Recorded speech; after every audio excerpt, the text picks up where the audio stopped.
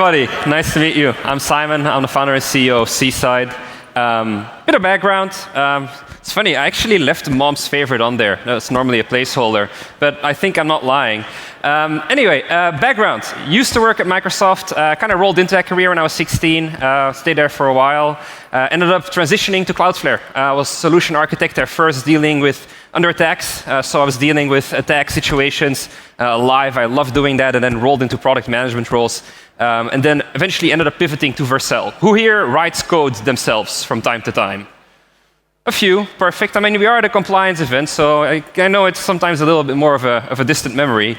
But Vercel is like the #1 company when it comes to modern JavaScript frameworks. So we learned a lot about browsers. And throughout that experience, I basically learned a lot about how browsers work and the types of attacks we see. And so that's what today's session is going to be about. Ultimately, Seaside, my employer, why I'm here. What is Seaside? Well, we started the company in January of 2024.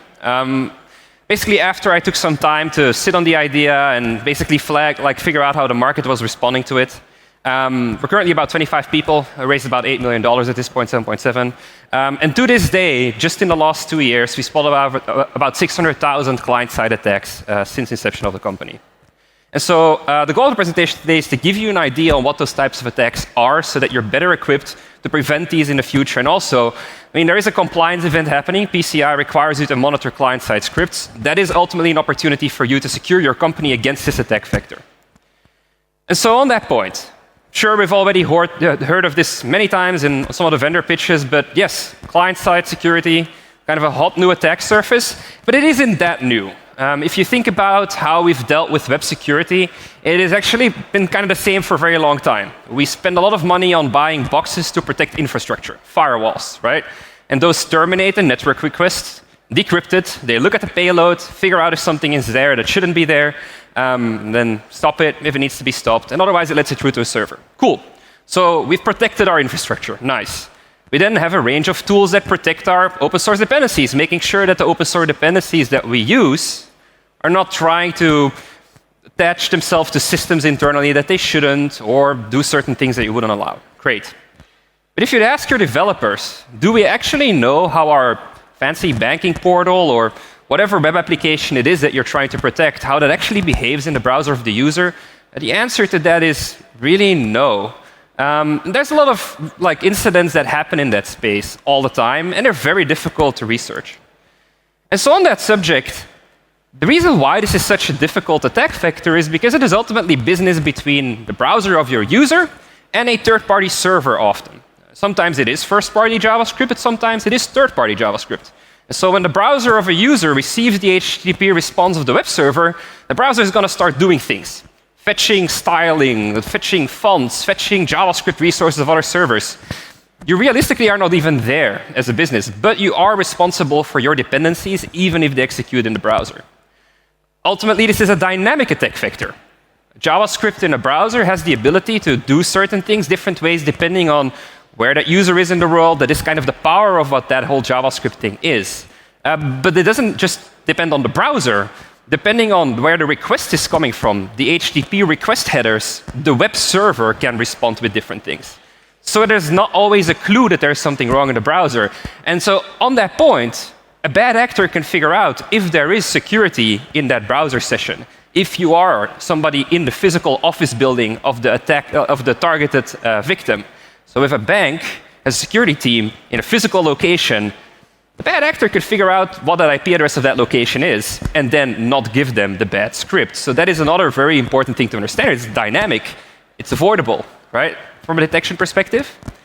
And then there's the other element. Operating systems are a great thing to look at. Microsoft allows security vendors to operate at a deeper level than malware and viruses. And a great example of this is, for example, you might remember last summer when CrowdStrike had their security incident. And CrowdStrike blue-screened of death a lot of devices. Well, they were able to cause that incident because Microsoft allowed them to operate at a deeper level. Apple, for example, doesn't do that to security vendors. And the result is that the bad scripts and the bad stuff happening on the site, the malware on that device has the same power as a security vendor. And you're basically in a constant fight. Browsers are the same. Browsers do not have any specific treatment towards security vendors And as a result, it is one big sandbox. And they're all kind of in the same landscape trying to fight each other. And so to that point, and of course, PCI DSS came up with this requirement, and we all know why. Visa, MasterCard flagging it. There's so many of these attacks happening that in volume it is the largest attack vector. And to that point, there's still a lot of people that think, ugh, why do I have to do this? There have only been so many of these incidents, and we keep on hearing the same ones. Or they're thinking, I'm using CSP, I'll be fine. I'm with insert payment provider, this is not my problem. Or, and this is a very common one here, we tokenize our credit cards. I mean, it's great that you're tokenizing, by all means, don't get me wrong, but this is happening before that happens, right? And bad actors know that you've adopted all of these security measures, so they're going to find something around it, and this is what that is. And so, let's talk about some attacks. The way that I like to talk attacks, especially in the client side, is how did they get in, right? So how did they get that script into that environment? What did that script do? And then ultimately, where did it send that data to, and what was the thing that they tried to get out of it? Unfortunately, for the PCI, we also had to get rid of the names. But if you want to know the names of these companies, we have blog posts on all of these. So I'm happy to talk about that after the show. Company A is a crypto platform, a very large crypto platform founded in 2018. Not operating in the US market, but operating everywhere else, with 60 million customers, and there was an incident there that cost over $1.8 billion.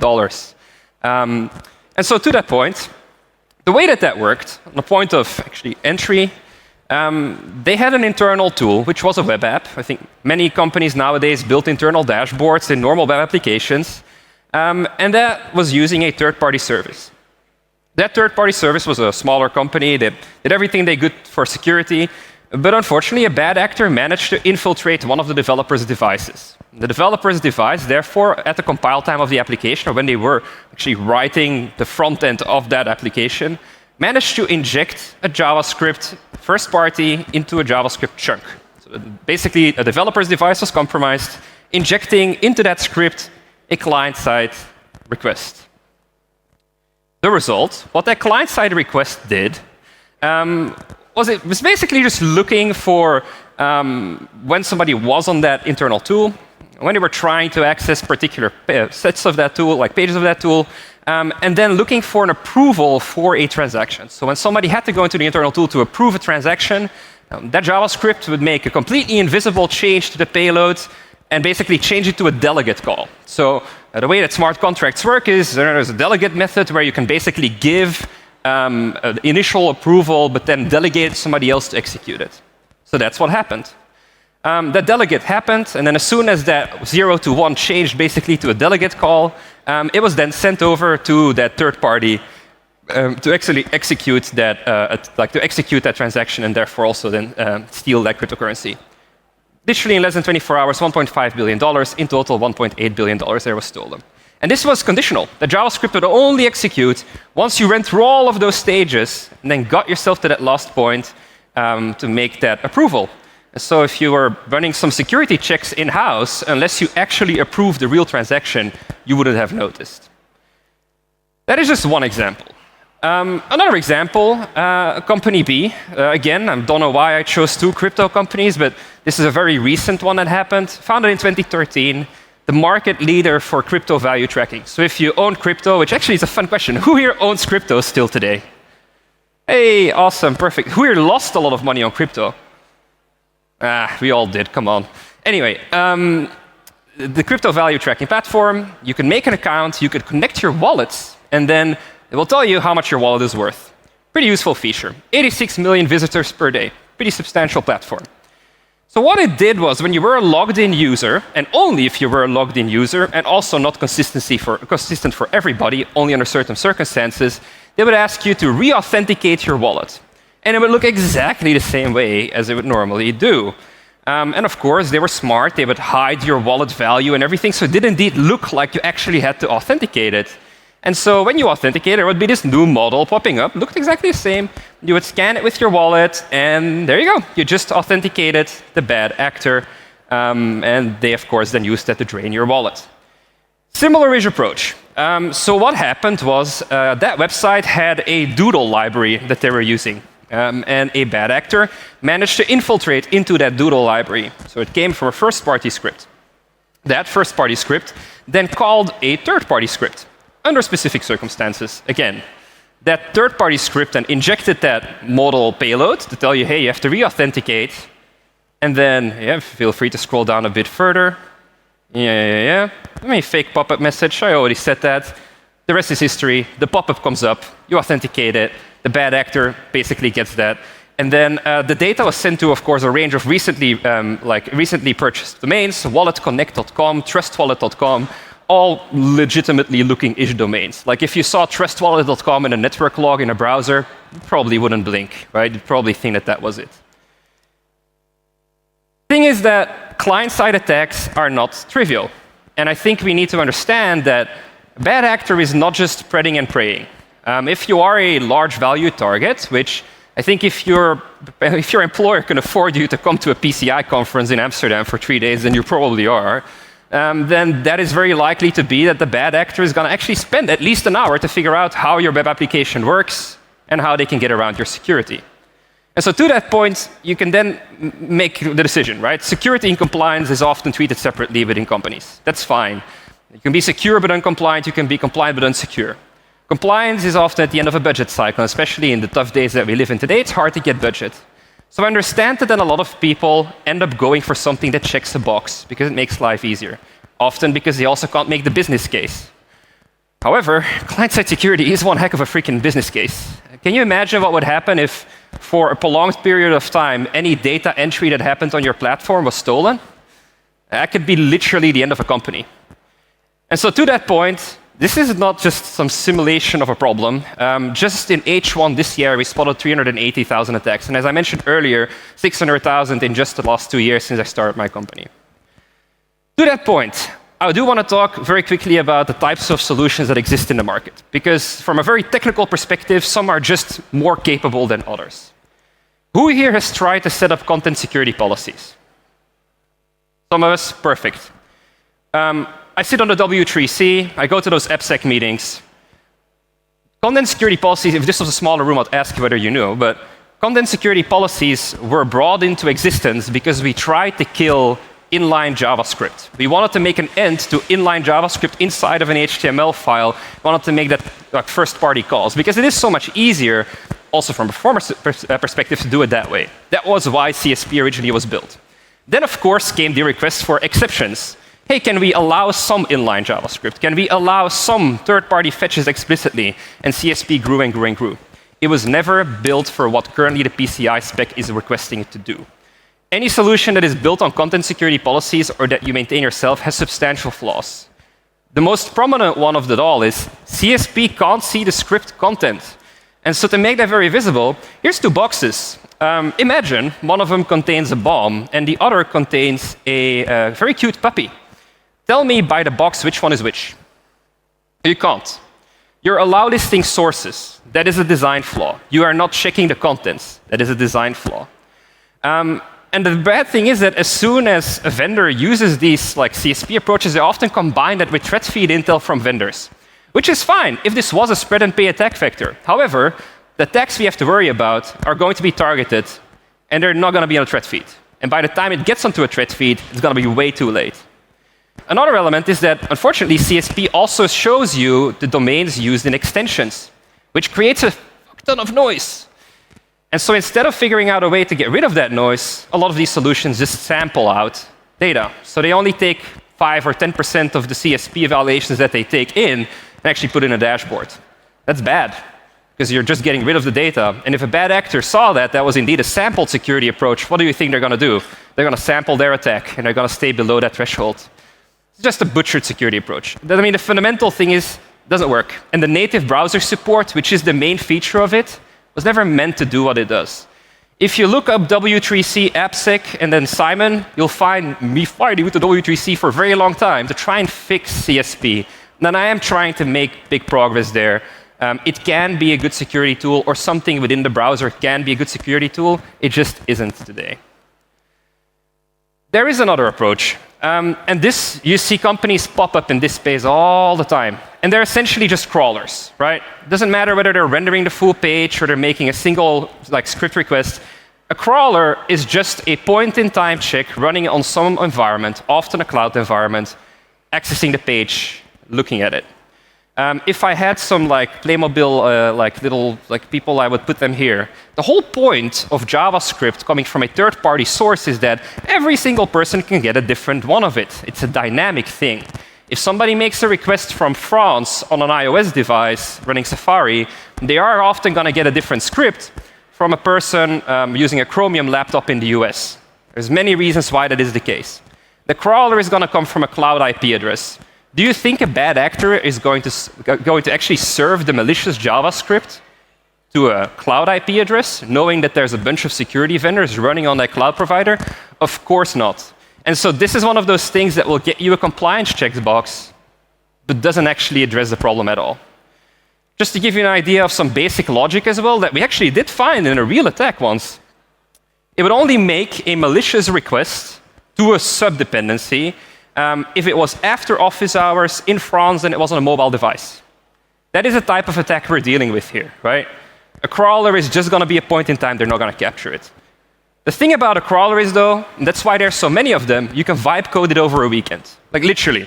Use Lovable, use ChatGPT, Cloud Code, whatever. You can vibe code this in a weekend. And of course, that's why so many companies in that space exist. Now, there is a bit of a question, is this even PCI compliant? Well, 6.4.3 has a slightly vague statement here. A method is implemented to confirm that each script is authorized. Well, if you're a script on the website, you can do that. If you're a CSP, you can stop that. But as a crawler, you're not on a page, you can't stop anything. So does it really mean it? I don't know. And then further down, it says unauthorized code cannot be executed in the payment page as it is rendered in the consumer's browser. I read this as you must be able to stop a script, right? That's how I read it. Anyway, the other approach, and that is one that is also quite common, but there's many different approaches here, so I definitely don't want to make it sound like all of them are the same. That is the client-side agent approach. The client-side agent approach is essentially putting traps in the browser of a user, and if a script behaves a certain way, that trap gets triggered and it results in an alert or some type of notification in the dashboard. That's great. The thing is that it is very easy to bypass for a fundamental browser behavior that I explained earlier. Every script in a browser is effectively running in the same sandbox and has the same powers. Yes, there is some level of prioritization to one another, but you can overtake each other. So they're constantly just pointing at each other. Right. Just this week, actually, we released a blog post on using an XHR fetch. Who here knows what an XHR fetch is? Anybody? An XHR fetch is literally what your browser does to make network requests all the time. There is an API in the browser that allows you to manipulate that. So guess what a bad actor could do in one line of code? Change the XHR fetch of a security solution so that when it detects something that you shouldn't do as a script, you just hijack the alert and send it somewhere else. You bypass the security solution.